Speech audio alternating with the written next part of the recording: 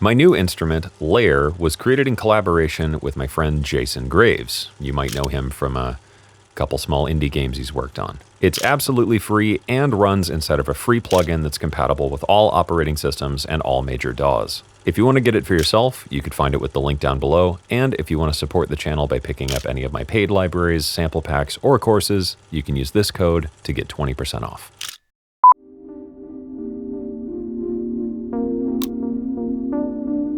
So, if you've been on Instagram in the last 5 years and you're into music and stuff, you've probably seen a ton of videos like this.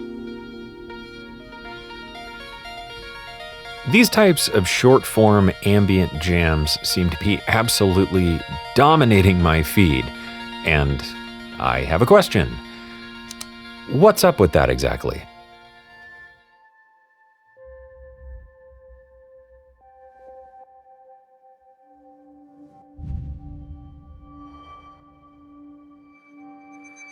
Broadly speaking, this is a trend defined by things like generative modular synths, boutique hardware, tape loops, plants, grain overlays, soft color grades, and all things analog and lo-fi.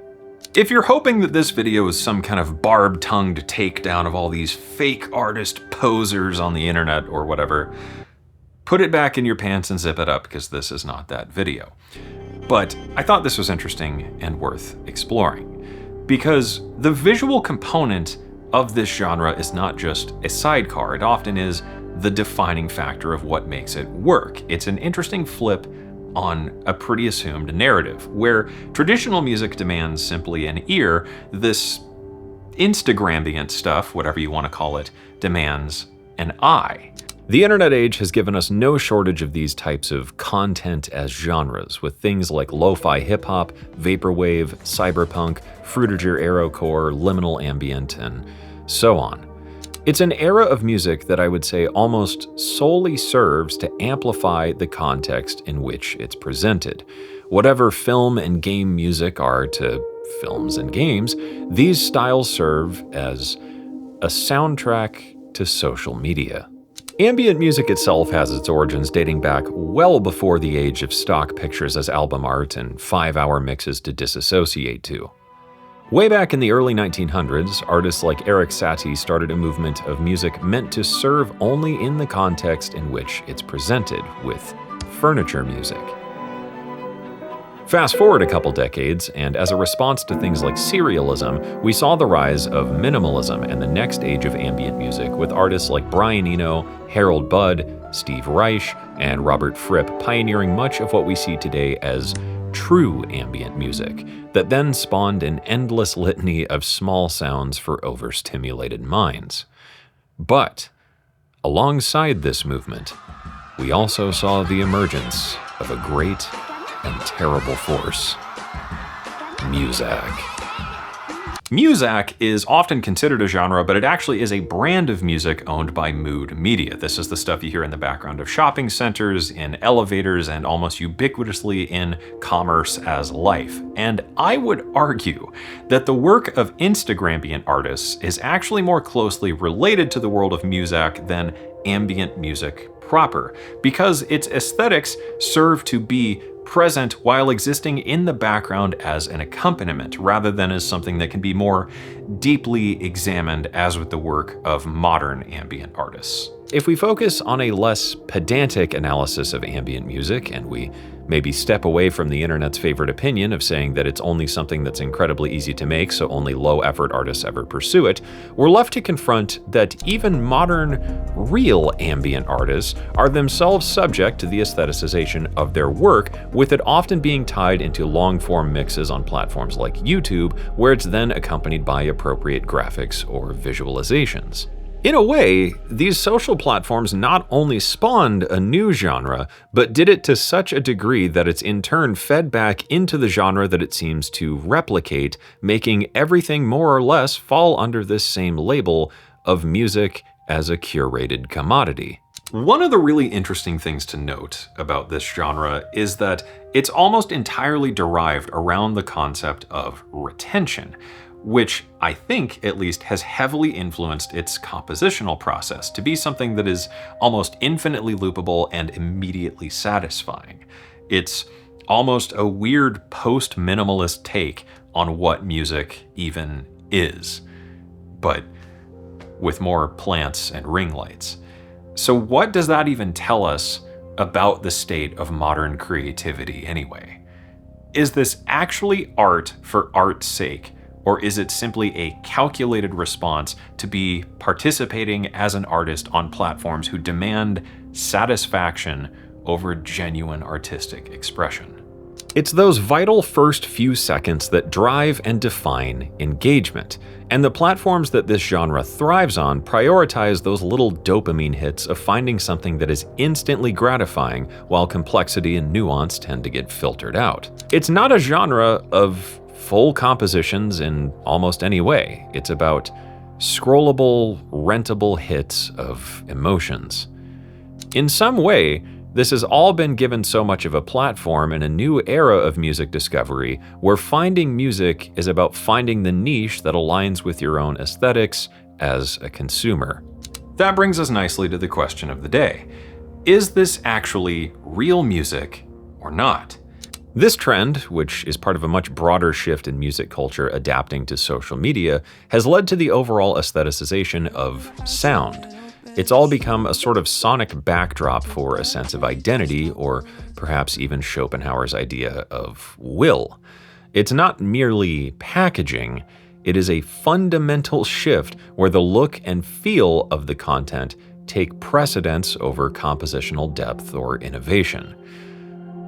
But does this in itself truly dilute artistic intention? Or is it simply an evolution of what we're willing to concede as artistic form? Ambient music itself is defined, in the words of Brian Eno, to be as ignorable as it is interesting. And I think that this is just a simple flip on that formula of something that is as visual as it is vibey. And if we really want to keep pulling at this thread here, we have to maybe sidebar for a moment and just postulate on what exactly defines a musician and, more broadly, an artist. If a musician is someone who is creative and produces creative works, then this is actual music. It all, in fairness, falls under the definition of that umbrella, whether you like it or not, even if it is just generative ambient modular noodlings one afternoon that's put together with a free LUT from the description of a Premiere Pro tutorial on how to color grade that they didn't actually watch and then just slapped it on top of a fucking Instagram reel. But artists are more than just their work. They're a summary of their influences and their curation of ideas and aesthetics. David Bowie is a great musician, but David Bowie isn't really David Bowie until he's all dressed up in whatever the fuck this is. It's not, and maybe never has been, just about the music. It's about selling an idea and a persona. So, is this truly art, and is it real music? In absolute fairness, and to play devil's advocate a little bit here, I don't think anyone can ever argue either way with any degree of certainty due to the infinitely branching philosophical definition of aesthetics. When we see something and we say it's a piece of art, let alone a good piece of art, we tend to say that it has some aesthetic quality that we quantify as substance. And that is such a nebulous thing to define. And I think that's why people in the age of the internet who love to take dumps on artists in this genre and say it sucks, or any other genre of music or art for that matter, tend to use it. It's an easy cop-out because they never then have to confront and defend their own body of work and provide what gives it substance. It's all relative, and all that is to say, it's just really messy, isn't it?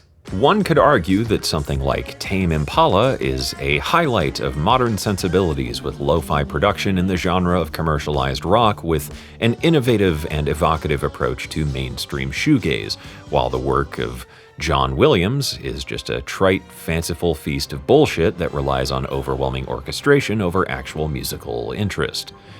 And, in fairness to that same end, one could say someone like Brian Eno is a musical savant who single-handedly changed the approach of music as a unified form of multimedia expression, while then saying that the work of someone like Ben Frost is just meandering, noisy, aimless garbage. Neither end of any of these arguments can ever be defined as absolutely true. The only thing that we can, I suppose, quantify as substance in a work of art is whatever it attaches to in us that we can identify with. If you're a blue-collar father of three from Sutton, Nebraska, you're probably a lot more likely to find that someone like Luke Combs is real music with substance, unlike the work of Tyler the Creator, instead of finding that Luke Combs is the personification of a rotting bucket of KFC in a Bass Pro parking lot. For those among you who aren't quite sold on this idea just yet, it probably raises another question worth examining here. Why exactly is this shit so popular? And for that, I think our answer lies in, of course, say it with me now, wealthy 18th century European landowners. Back in the day, it was a pretty popular novelty to have a hired hermit on your estate. It was a way of romanticizing a simpler life of fanciful whimsy and eccentricity. I think that this form of music is actually filling a pretty similar role. Just as 18th century European estates featured a garden hermit, we now turn to Instagram to get a glimpse into a novel life of creativity turned commodity. As consumers, we're now mere flies on a wall, experiencing what it must be like to undertake the process of art and not just witness its final outcome. It's a modern diorama of an artist truly creating rather than being subject to turning their work into content, while ironically in itself being content. Just as a hermitage romanticized a life of contemplative solitude and the solipsistic existence of being an artist, Instagrambient, I think, serves to romanticize a almost platonic aspirational ideal of what it means to be an artist in the modern age, truly engrossed in their craft. The dreamy visuals of the well-lit studio soaked in boutique gear and oozing this infinite sense of creative possibility and potential offer a modern glimpse not into the creative struggle, but of a perfectly curated existence. And this means that the creative work then manifests as an artifact of lifestyle, where the visuals are just as important as the sound itself. And I would even go so far as to argue that this all maybe represents even a better and more holistic version of creativity, where persona, space, and sound coalesce into these consumption-ready vignettes. Since each track, or composition, I guess, exists solely as a clip, there's almost never a need to actually ever finish anything. It's a matter of creating a quick, if not entirely spontaneous moment and capturing it in a predictable fashion that tends to perform well on visually engaging platforms. And considering that visual media is so popular on nearly every platform, these artists are able to develop a more fully realized brand image, where their vibe becomes then a gateway into experiencing the rest of their work. Which is actually kind of a smart way to go about it, I guess. This new wave of ambient music seems to lean heavily into the democratization of what it means to be an ambient music artist, acting as more of a curator rather than focusing so much on the music itself. The artists act as the curators and the algorithms, its tastemakers. Since it is ultimately such a simple format, it also makes sense that it appeals to a pretty broad audience in that it's pretty safe in an ever more crowded social media experience. It's low-stakes, short-form listening. It's non-intrusive, it's easy to engage with passively while working or studying, and it acts as a sort of lifestyle accessory. It's music that expresses one's perceived self. Maybe this content as a genre works not because of its sheer musicality, but because of its ability to offer a simple counterpoint to the nearly endless noise floor that is modern life. These genres are not limited or defined by their intrinsic artistic value. I think it's simply a practical and pragmatic response to an algorithm-first world that lives off internet best practices and aesthetics.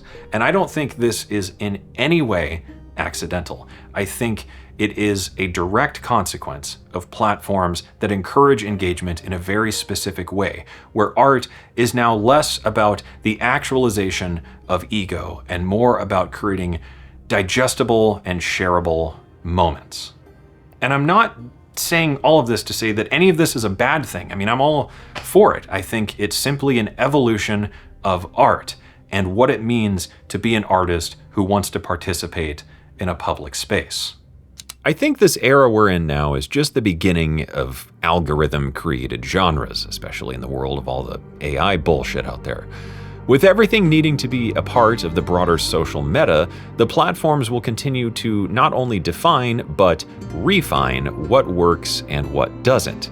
And it's then up to artists to invent new formulas and ideas that perform well and act as something that can stop a scroll, even if just for a moment. Digital platforms have had no shortage of history splintering genres into aesthetic-focused formats. If you remember the early days of the internet, there were no shortage of forums and communities dedicated to hyper-specific niches and genres that then became defined by the platforms that gave them a voice. It's a matter of music shifting away from being about a musical legacy and more about creating a constant broadcast of a lifestyle. This certainly is not the first time that new art forms have emerged as a reflection of life. After all, that's kind of the nature of art itself.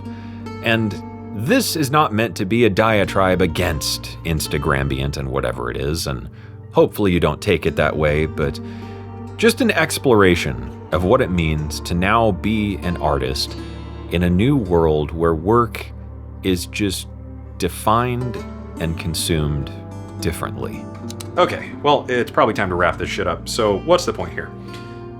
This broad trend of the aestheticization of everything is just as valid in music as it is anywhere else, as we've plainly seen. And I'm not gonna lie to you, that presents a pretty complicated reality of what it means to be an artist now and going forward. But I don't know, maybe this was all just a waste of time, and it's just not that deep, bro. Ultimately, maybe we just live in an age where if you want to be an artist, all you need to do is frame up a nice shot at a pretty little plant, hit record, and let an algorithm do the rest. Hey there, it's me again, Tiny Venus. You know me, you love me, you miss me. Don't lie about it. Anyways, this video and all videos like it, big pain in the ass to make. If you enjoyed this video and you want to support my ability to make more videos like it and my ability to make more free instruments for everyone, you could consider becoming a patron with the link down below. And that's it. Go away now. Seriously.